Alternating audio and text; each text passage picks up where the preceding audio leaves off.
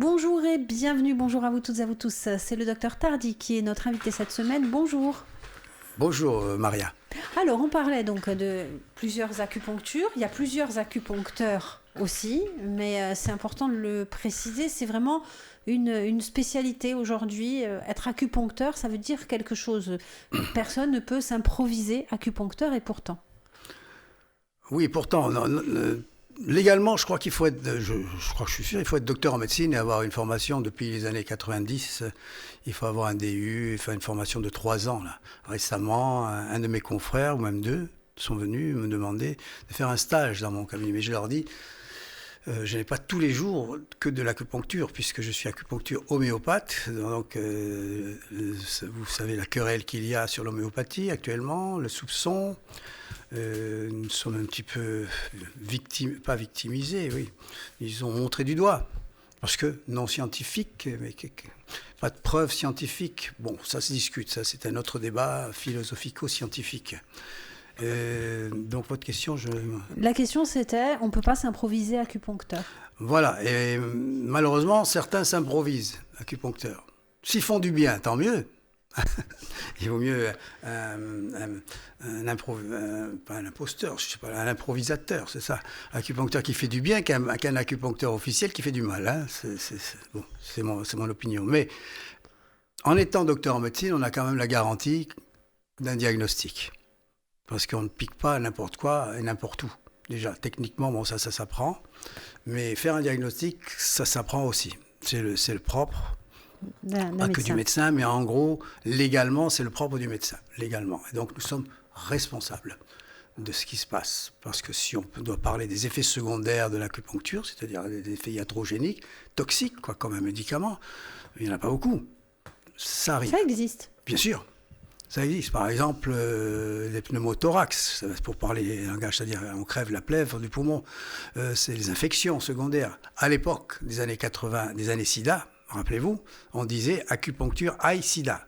Donc j'étais à Ajaccio et donc c'est sûr que je devais affronter cette vague de cynophobie, comme actuellement, cette vague de cynophobie qui existe, qu'on appelle racisme anti-chinois à cause de ce fameux virus qu'on a récemment dénommé. On a enfin trouvé le mot parce qu'on a évité le mot virus chinois pour les raisons que vous savez. Je ne sais pas, on l'appelle maintenant Vico, je ne sais pas, quelque chose comme ça. Non pas comme le village, mais Vico 19, je crois, quelque chose comme ça. Maintenant, on va attaquer les gens de Vico. Hein. Donc, premier contact avec un médecin acupuncteur, comment ça se passe? Vous établissez un diagnostic, vous discutez avec la personne, comment ça marche? Déjà, les personnes qui vont consulter un acupuncteur le sont soit par eux-mêmes, parce qu'ils ont lu, par conviction déjà, soit par curiosité, ça peut arriver, soit envoyés par un autre confrère, ce qui est plus rare. Hein. Les confrères, heureusement ou malheureusement, ne sont pas très adhérents à cette technique de soins, cette médecine. C'est une technique et une médecine, parce que dans le sens qu'il y a un diagnostic aussi acupunctural qui est différent. On en a parlé tout à l'heure sur les énergies, on y reviendra si vous le voulez bien, hein, mais c'est pas, parce que c'est assez long d'expliquer.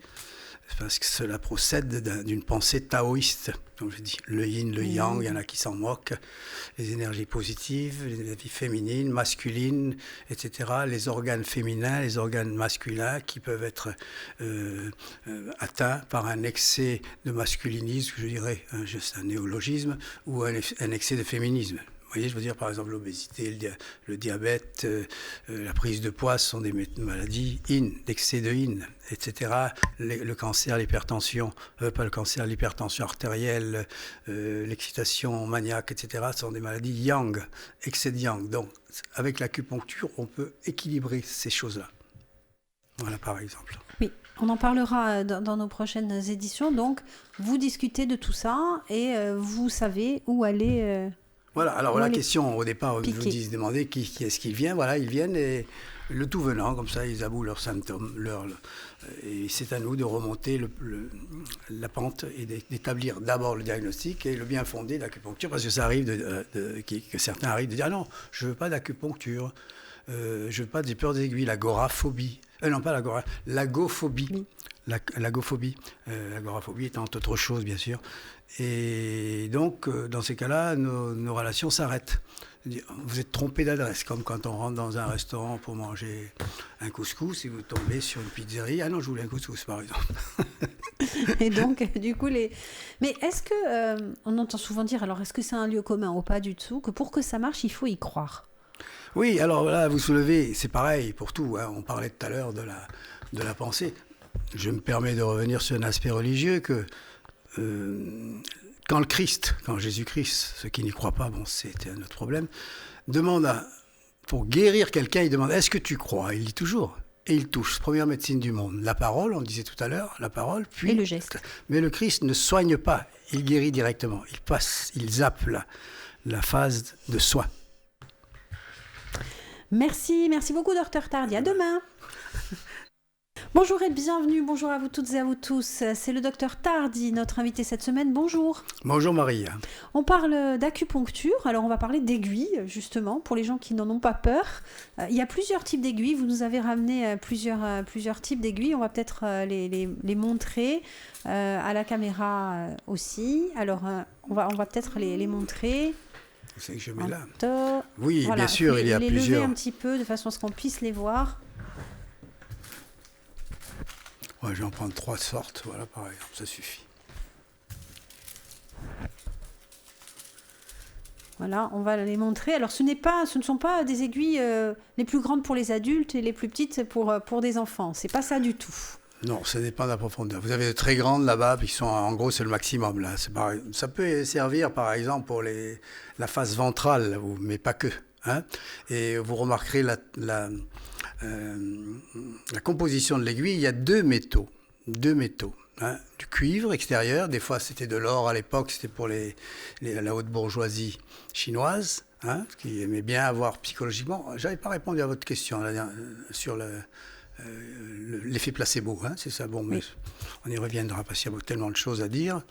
Donc deux aiguilles, deux métaux, il y a une spirale qui enroule un autre métal, et donc on sait très bien que c'est pour ça que parler de digiponcture, de laserponcture, ça rentre pas dans le véritable effet de l'acupuncture qui fait que quand deux métaux quand il y a un solénoïde, ce qu'on appelle, hein, un métal qui enroule un autre métal et qu'on fait passer un champ magnétique, en l'occurrence là, le champ magnétique terrestre, il y a de l'électricité. C'est ce qui fait pour la sonnette quand j'ai sonné tout à l'heure. Je ne crois pas avoir sonné, non.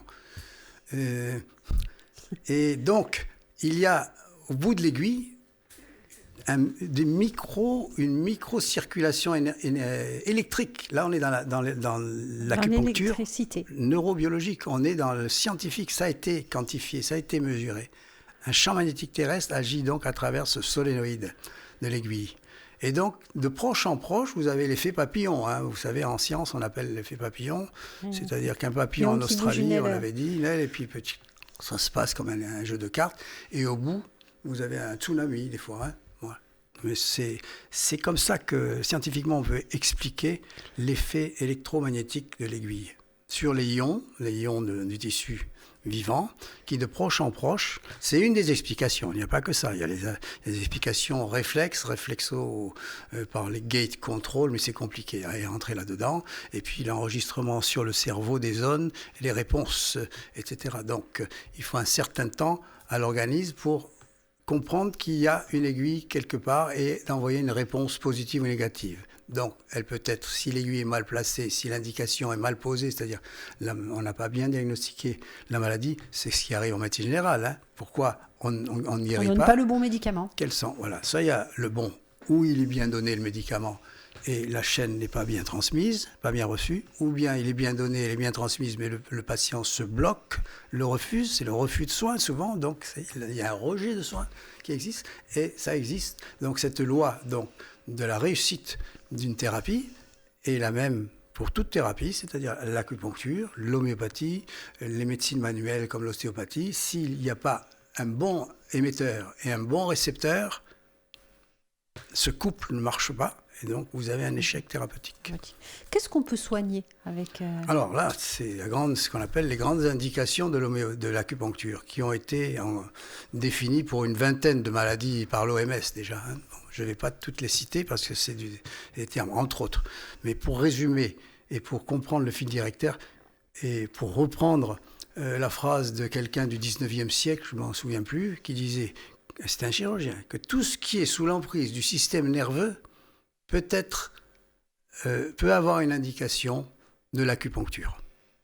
À partir de ça, on peut réfléchir, c'est-à-dire l'asthme, c'est-à-dire les lombagos, les lombalgies, les névralgies, etc. Les névralgies faciales, les paralysies faciales, etc. Il y a de très bonnes indications et de bonnes réussites, en tout cas dans la littérature et pour ce qui me concerne aussi dans mon cabinet personnel.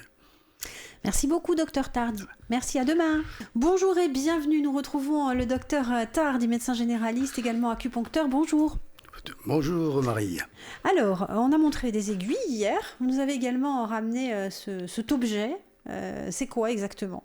On dirait un cigare. Ça ressemble à un fumigène ou à un cigare, ça dépend. Fumigène, ça engendre de la fumée, c'est sûr, hein, étymologiquement. Ça ne fait pas de flamme. Et ça ne s'éteint pas, donc on est presque dans le buisson ardent. Et là, en l'occurrence, c'est un bâtonnet d'armoise, ce qu'on a dit. Hein.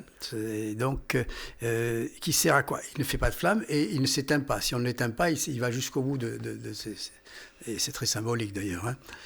Et à quoi ça sert ? C'est un moxa, donc ça veut dire herbe brûlée. C'est un terme portugais qui a été japonisé ou sinisé. Hein.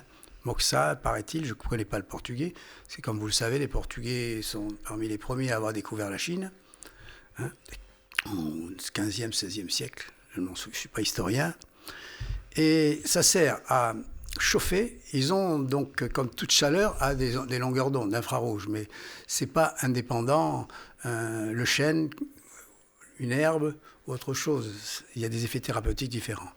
Le moxa, en se consumant, donc envoie une très forte chaleur qui peut s'utiliser seul, sans aiguille, sur des peaux, sur des points bien précis, et ou bien chauffer les aiguilles pour faire pénétrer comme un laser très profond dans les chairs cette chaleur. Elle est très, très utilisée. Et c'est pour cela qu'on dit toujours acupuncture et moxibustion chinoise. Moxibustion, c'est-à-dire... L'utilisation de ce... Non, oui, ça, on n'aime pas trop, mes confrères n'aiment pas trop ça parce que c'est long. Il faut être à côté pour ne pas brûler parce que ça brûle. Et donc... on ne peut pas faire de l'acupuncture à la chaîne, du coup.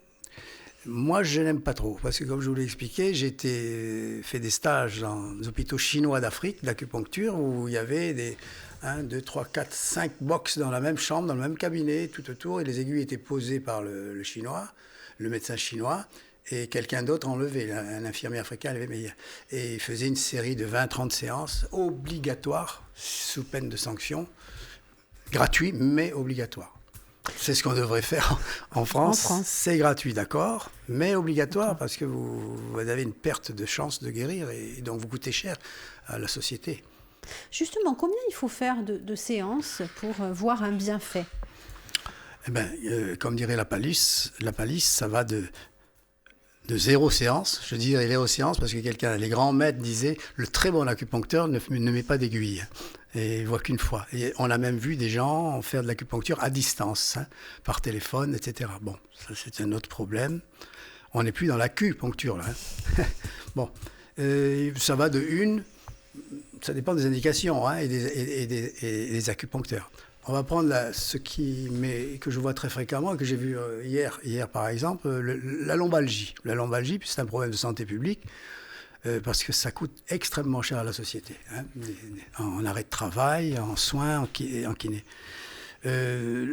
Et puis, tout dépend de la cause aussi de la lombalgie. Hein. Ça peut être une métastase cancéreuse, ça peut être une projection d'une prostate, un cancer du côlon. Vous voyez l'importance. D'où l'intérêt de faire de l'acupuncture chez un généraliste. Chez un médecin. Chez un médecin. Pour qu'il y ait le diagnostic. Maintenant, une fois le diagnostic fait, elle peut être fait ailleurs, parce qu'il y a des acupunctures, disons, très faciles, que tout le monde peut faire, même se faire tout seul, de l'auto-acupuncture, comme je me fais moi-même de l'auto-acupuncture. Il ne faut pas craindre les aiguilles. Et donc, ça va, pour la lombalgie, ça peut être une séance d'un déblocage avec moxibustion, ou 2-3 séances. Pour ma part, j'en fais pas des masses. 3, moi, je dirais pour mon cabinet, et ça m'engage entre 1 et 6. Échelonné, bien sûr. Hein, voilà. Maintenant, ça va des fois jusqu'à 20 séances, 30, mais ça dépend des acupuncteurs, des pathologies, si c'est chronique. En ce moment, j'ai une parente là qui va 2 fois par semaine à Aix-en-Provence, chez son acupuncteur, et ça lui fait beaucoup de bien. Ça lui évite les anti-inflammatoires, ça les cortisone, les tranquillisants, etc. Et elle y va volontiers parce que... Et en plus, il y a un relationnel. C'est une femme acupunctrice que je connais d'ailleurs, où il n'y a pas que l'aiguille. L'acupuncture, c'est pas l'aiguille. L'acupuncture, c'est derrière, il y a un... C'est le lien aussi. Il y a un lien. Alors là, on est dans la médecine du lien par excellence. Hein, parce qu'on touche comme un ostéopathe ou un kiné, tous ceux qui travaillent avec leurs mains, masseurs, etc. Il y a un lien et ils ont profité de ce privilège de pouvoir toucher l'autre légalement, parce que vous savez, maintenant, vous touchez quelqu'un et vous êtes traîné. Vous êtes traîné en tribunal. Hein, et il faut prouver le contraire. Donc, il y a ce lien propre et qui permet un dialogue muet, des fois. Hein. On peut se comprendre sans parler, comme vous le savez. Là, nous parlons beaucoup et est-ce qu'on se comprend? Je ne sais pas. En tout cas, en ce qui me concerne, oui, on verra les retours des auditeurs. Ah ben, il y aura un retour des auditeurs. Il y aura un retour des auditeurs, je pense, sur les réseaux sociaux, puisque n'hésitez pas à réagir, que ce soit sur le site internet, sur la page Facebook, sur Twitter, si vous avez des commentaires ou des questions même à poser suite à cette émission. On va se retrouver demain pour la dernière émission de la semaine, si vous le voulez bien. À demain. À demain. Bonjour et bienvenue, c'est le Dr Ktardi, notre invité cette semaine. Bonjour. Bonjour Maria, et merci de m'avoir invité parce que j'oublie tout. On me dit toujours tu ne remercies pas. Et voilà, on ne remercie jamais assez. C'est un réel plaisir que de vous recevoir. On parle d'acupuncture depuis le début de la semaine. On en parlera régulièrement sur les antennes. Est-ce qu'on peut faire de l'acupuncture aux enfants? Bien sûr. Oui, tenez, voilà les aiguilles pour enfants. Une petite aiguille. Donc, les indications sont pas nombreuses, notamment là, le dernier enfant que j'ai vu, c'était le nez bouché, un rhume, sinusite. Il n'y a pas de sinusite chez les enfants parce que les sinus ne sont pas formés. Et donc, à la suite de la première séance, il y a le point. Donc, la prochaine fois, j'apporterai un schéma, hein, un tableau. Un tableau pour montrer les différents points sur le corps. Hein, oui, je pensais que... J'ai pas pensé. J'ai pensé à amener le livre. Oui, il y a des schémas dessus. Donc, là, une séance, ça a débouché. Alors que ça faisait des mois qu'il avait de la cortisone nasale, etc. etc. Bon. Ou bien une crise d'asthme. Une crise d'asthme chez un enfant. Asthme psychogène, hein, attention. Une crise d'asthme avec infection, irritation, bronchite, trachéite, ça ne marche pas. Hein, parce que le facteur irritatif est présent en permanence. Mais en l'occurrence, c'était là une petite fille de 6-8 ans, un asthme psychogène, c'est-à-dire d'origine contrariété, émotion, parce que sa mère avait eu, je sais pas, il y a eu des problèmes.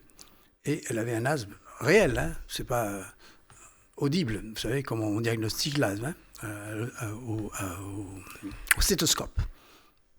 La séance est partie dans les 20 minutes. Alors là, moi je ne mets que 2 aiguilles, vous voyez.